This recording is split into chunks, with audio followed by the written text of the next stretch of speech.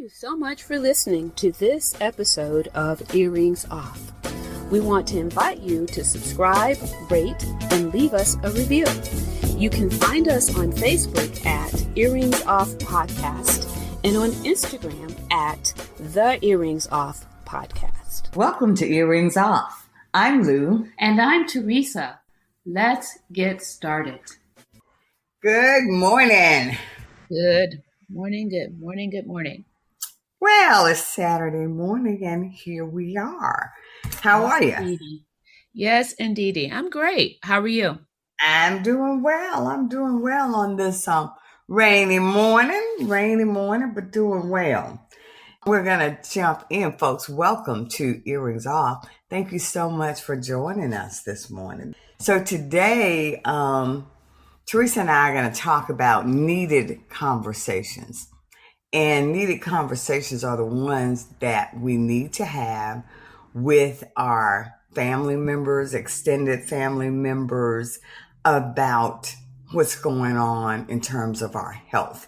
It is not so that we can, just share information that we're not comfortable with sharing, or it's not about that. It's about sharing information which is needed so that our family members know what our challenges are, our health challenges in our family. For example, I was sharing with Teresa that I went to, it was a funeral recently, and a first cousin and we were talking about renal failure in our family. And that's something that's been in my family, but thankfully my older family members shared it with me, that concern, when I was much younger. And as a result of their sharing and saying, Lou, watch out for this, that made me share with my doctor for her to be more proactive about my kidneys, the health of my kidneys. And it also made me more aware of what lifestyle changes I needed to incorporate to make sure that I try to protect my kidneys. So, years ago, when we lived in closer proximity to each other, physical proximity to each other, we were more prone to know what was going on. Somebody had a doctor's appointment. Oh, yeah, I got a doctor's appointment. How'd you do with the doctor? That kind of information was readily shared. But I think as a result of HIPAA laws, which are wonderful and it very much needed, but as a result of that, some of that's carried over for us to be so private about our health. And I get that. I'm that way too. But when you're talking about the younger family members, we need to just be a bit more open about health concerns, that things that sort of run in our families that we need to be aware of. So that's what we're talking about today. So, yeah. Much needed topic. And I would say to that, Lou, when it comes to family, we have to get beyond that whole secrecy and afraid to share. I mean, I get it, not sharing it with the public, but certainly within the family, we need to openly and readily share that type of information. Yeah, because actually when I brought it to my physician's attention about the renal failure running rampant in my family, she said, Miss Ali, I've never heard of that to that degree. And I shared with her, all the family members that had been impacted.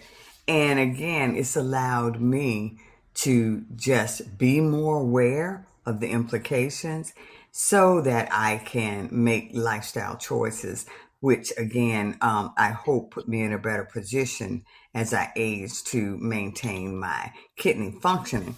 And I've shared that with younger family members just so that they are aware of what's going on so that they can make good choices, because I've let them know this is something that's in the family. It does not mean you are going to get it. I haven't. And what it means is I want you to be aware of it so that you know what to look out for. So you said something, I know this is getting a little off topic, but it triggered something in me. Just because a family member has a certain disease does not mean that you have to get it. And so many people resign to that fact. They accept it readily, renal failure, for that example, is in my family, it's going to happen to me. Well, that's not the case. It's all of these things that you just said about being proactive and making sure that it doesn't, making the needed changes so that you don't end up in that same predicament. There are some genetic factors Right. when it comes to disease, but certainly it's not a guarantee. It's not necessarily a guarantee if you make the needed lifestyle changes. Right, right. And Teresa, you and I have talked about that very topic many times because, one of my pet peeves is how people, particularly in our community, just readily accept a diagnosis of high blood pressure. And I certainly did because I had so many family members with it and people that I knew. I really, really felt like, okay, so I got high blood pressure, and you take a pill. You start thinking about that, like people that you've been around, how they think, and it sort of runs through the family. But you're absolutely right. It does not mean that that's what you're going to get. And armed with information and changes, that does not have to be your destiny. I see that, and that's something that I've just seen in the community. People just very accepting of these diagnoses when no, we have to fight against that. And that's what I want the younger people in my family to hear is that I want you to fight against illness. It's important. Yeah. So we just need to be more mindful of having those hard conversations. And I've been too lazy to do it, but for years I've thought about doing like a newsletter to my Oh, yeah. family to Yeah. just share with them not only how everybody's doing when somebody got married, but maybe just have a little small section about, high blood pressure or what we've shared on this show or something about diabetes, just so that people can have yet another source for getting that information. Again, been too lazy to do it, have not actually done it yet, but I do share with my younger family members all of this information as we chat and keep touch Yeah. throughout the year. Yeah. A great place to do it is family gatherings. Oh yeah, yeah, yeah, yeah, You and we know, do that. Yeah, yeah. So so I did note some points down about the importance, okay. some reasons why it's important to share your medical history with your family. Mm-hmm. Like we said about the genetic understanding. Sharing your medical history helps family members understand any hereditary conditions or genetic predispositions that may run in the family. This information allows them to assess their own risk and, like we said, take proactive measures for prevention or early detection.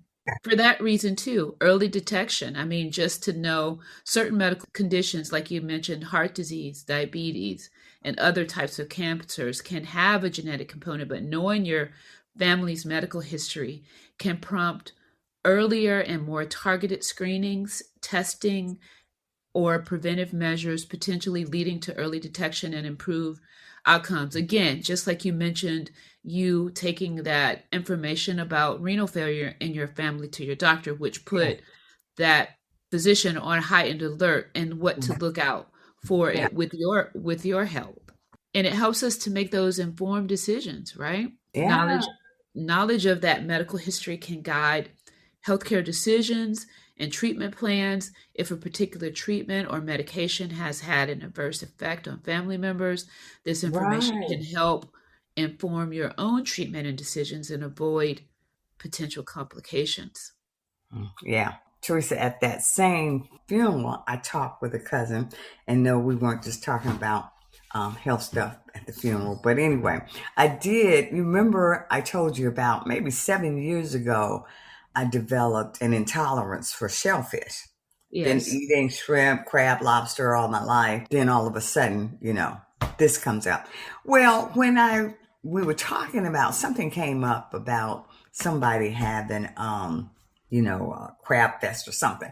And I shared that with her, and she said that same thing happened to me. She said, I've been eating it. I said, what?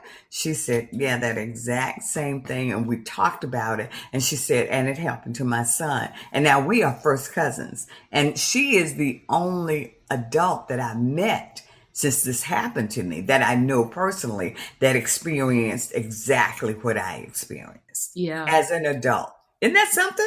that is Yeah. something. So that's Mhm. something, and as a result of our conversation, I mean, I was like 7 or 8 years ago, but we were laughing about, you have a comrade in this because she and I were laughing about how people will say to you, oh, I could never live without lobster. I can never live without shrimp. And she and I were cracking up saying, apparently they've never been as sick as we have to get a reaction to it because you never want the stuff around you. So yeah, it's good to share and see where the similarities lie, and again, see what possible changes we can make to protect our health. Very, very needed conversations. So, Teresa, do you have anything for our health focus? I want us to recap a little bit before Okay, we move go forward. on to something different. It's important for people to understand, you know, just how they can learn about their family history. First of all, Okay. let go of that stigma of sharing, right? So just imagine if one of you, you or your cousin, had been in another situation earlier on, and one of you had already had that experience with the shellfish, and you shared that, right? One of you would have immediately been like, as soon as you had that sensitivity, because I know Right, with right, your right. experience, I didn't know what you it weren't was. sure what was happening, Right, right? And you right. would have said, you know what, my cousin had this and I'm allergic. I can't, Yeah. I can no longer tolerate shellfish. So don't be afraid when you're getting together in the family gatherings. Don't be afraid. Don't let pride stand in the way. Talk about it. That is going to be the biggest thing. And for the older soldiers in the family, don't be afraid or make the younger generation feel bad about asking you questions Mhm. about what your experiences have been. Share that. I mean, and another thing, my husband is really big into this genealogy, Yeah, a lot of and people. he's had the luxury of looking at some death certificates and seeing how, some people have died in the family, like the cause of death.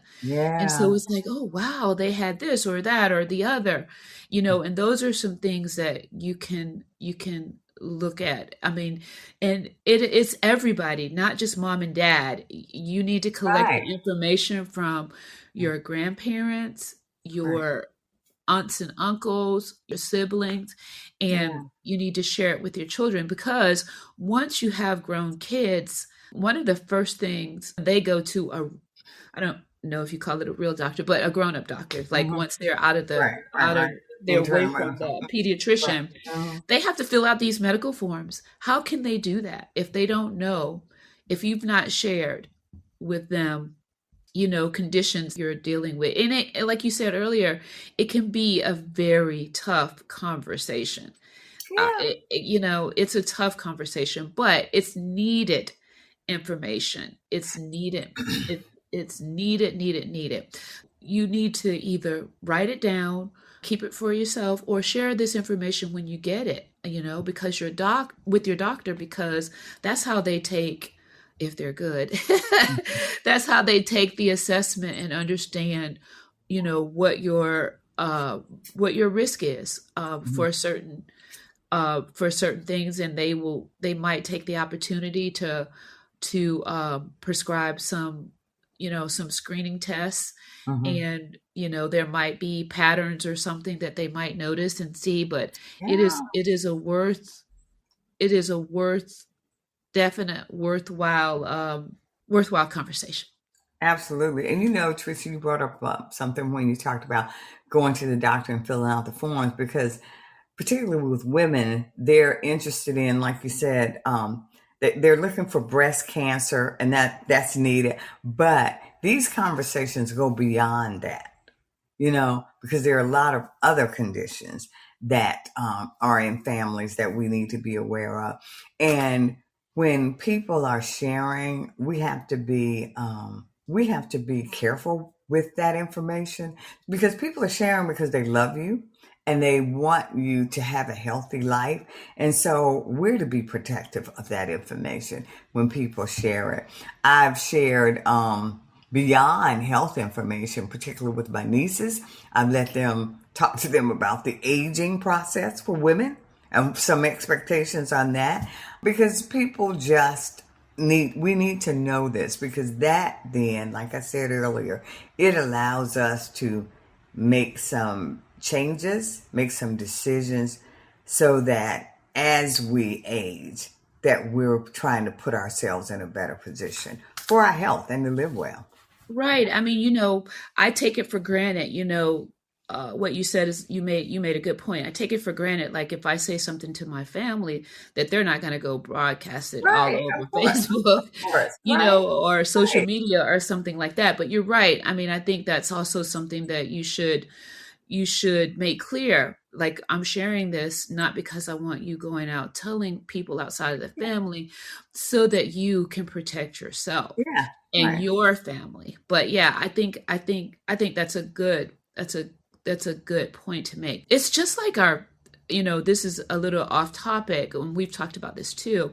It's like our stories, right? Our history of our families. Like, we need to keep that information going. And when we do, the other thing about the whole lifestyle change, when we do realize that it's diabetes or high blood pressure or something that our family that has been a traditionally plagued our family, when we correct our when we make lifestyle correction, it's important for us to share that information as well. Yeah, Now, that is something that I do talk to my family about a lot: diet and lifestyle changes. Like, there is no magic cure for any of it. You got to do the work. I heard a clip of something that Venus Williams was saying in an interview. She was talking about, I think, financial freedom, but mhm, what she said was, the quote was, discipline is freedom, right? mhm. And when you have the discipline and you put in the work, then you are free to do whatever it is that Yeah. you want to do. And when it comes to your health and your well-being, it requires a lot of discipline and a lot of work. And then you're Yeah. free to do. Well, yeah. And Teresa, remember, I just spoke to you about that because I saw a quote that sort of stopped me in my tracks. Because we are always, particularly as women now, the buzzword is self care, self care. And, we think that means taking time out for ourselves, getting a massage, or, all of these things, going away for a girls' weekend. And all of that can be part of self care. But what stopped me in my tracks was this quote that said, discipline is the highest form of self care.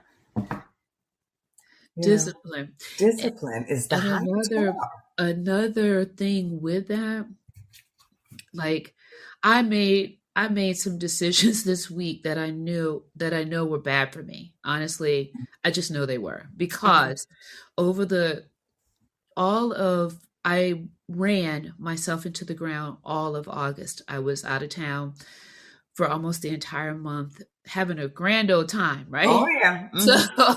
So, Hmm. but then when I came home, I should have slowed down. I should have taken the time to rest and relax, because had run myself ragged. And then I had the opportunity to attend this professional organization, their Hmm. national, they had their board meeting, and the CBC is going on in the DC area, and had an opportunity to attend some of those Hmm. functions. And I said yes. I should have said no. I was exhausted. And as a result, I think I know that, my body said to me, girl, stop, slow down and just stop. I was just physically Mhm. exhausted and experienced some things that I know for sure were linked directly to me not getting the proper Mhm. sleep, the proper rest, and the proper food because I've been on the run. Like my smoothies and Mhm. teas and all of these things that are important to me and my body because I know that, and that discipline and the word no, discipline and the word saying no is a complete sentence. And you just have to do that. Sometimes you just Yeah. have to Yeah. take advantage. I know that was all off topic, but I think No, no, maybe. no, no. Actually, it's not, because that too is part of the health discussion. I mean, it Yeah, you really have, is. yeah, When we share with our family members, we often share about our trajectory in our health and in our career, but we also need to share, the sacrifices that have been made and even where we made some missteps. right, Because as I look back, there are, times when I cringe at some decisions that I made that I knew were not in my health's best interest. They were right, not good decisions, but right. I believe there were decisions I needed to make at that time. And so you start thinking about that. And so that too is part of the discussion. Yeah, Not just don't eat this and do this, but to also include the whole lifestyle. that's Um, right. in That's terms right. of your health, Yeah. because all of that impacts it. Teresa, I shared with you how I was blown away when I had to do these. I would live one place on the weekend and then had to go in and live Oh, yeah. in the city during the week. And I did that for almost 10 years. Yeah. And then when I just stopped it, my blood pressure plummeted. I mean, I thought something was wrong with me. It just went down. And it happened so fast. And my doctor said, well, can you think of anything? And the only change I made, the only change, I was still eating the same, all of that, was the fact that I no longer had to do that. And Yeah. I had no idea it was having That, that kind of an impact on my body. And it yeah. was more stressful for me than I thought it was. Yeah. So, it's all of that. Isn't that I, amazing? yeah, That is yeah, amazing. yeah. That I is mean, amazing. yeah, Yeah. so, Being in that rat race is, I mean, yeah. yeah, it's And tough. It can be it's tough on our tough. bodies. But it's Hmm. like you say, there are ways to manage it, of course. But we have to be aware, first of all, and acknowledge that, yeah, this is happening. And what kind of changes can I make to sort of navigate it? I've shared before, years ago, one time when I took a position that I felt would be very challenging. One of the first things I did when I had my little talk with myself about taking this position, I said, you will work out a minimum of 3 times a week. That's a non-negotiable for you. If you're, I was talking to myself. Yeah, If, yeah, yeah. if we're going to do this, if I'm doing this, that we're not going to deviate from that, because I have got to stay healthy, to try to stay healthy under this kind of stress that I'm knowingly putting Putting myself in. yourself in. And so that was just something that I held true to the whole time. And I think it helped a lot in terms of me maintaining my wellness throughout that. Yeah. So, Yeah. but, again, folks, we just wanted to talk to you a bit about needed conversations. And it's really not a light topic or an afterthought. This is important stuff. It's very important. And when we have those conversations, um, we have to be careful of be mindful of the way that we are framing those conversations. Because now, when I talk to my nieces, my family about blood pressure, yeah, I let them know. No, that's not that didn't have to happen. And you don't have to accept that it will be your reality. I wish I had not accepted it. but I thought that just ran in our family. No, it does not. Right. And so I be mindful of the way you're framing the conversation so that again we can promote health throughout our families. And of course the community benefits from that. That's right. Yeah, That's right. That's absolutely. right. So from there we're going to go on and move into our mantra, Teresa. So I want to talk to you a little bit. Of course, Teresa and I believe in mantras, and mantras are allow you to engage in the power of positive thinking and healthy self-talk. It keeps your mind from negative thoughts and negative self-talk, and it focuses you and it counteracts the belief that you are a it counteracts beliefs that don't serve you well, that aren't in your best interest. And you'd be surprised throughout the day if you just pay attention what kind of negative thoughts are going through your head. Teresa, meditation has been challenging for me. We did a show about that. And when I would just sit down and meditate, it was surprising to me the things that would run through my mind. So mantras are a practice that focuses on being kind to ourselves. In mantras, we're using those to sort of be the friend that we try to be to everybody else, to extend grace to ourselves and to act in ways and say things to ourselves that are respectful of ourselves. We go overboard to be kind to the people in our lives and even to strangers. Be kind to ourselves. And that's what mantras do. It focuses on the positive. It sets your tone. It can set your tone for the day, for that moment. And even when things happen throughout the day, take a minute, take a pause, and try to say something positive that will help you navigate whatever you're dealing with. So today is a good day. I will make it so. My reality is formed by what my mind tells it. Today, I am healthy and well. I am at peace.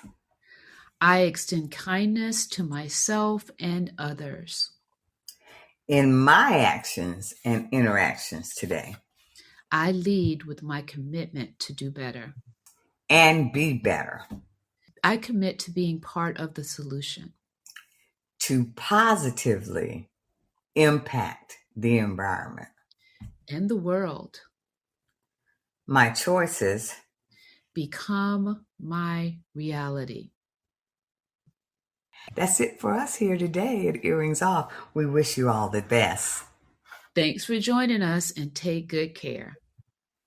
Bye-bye.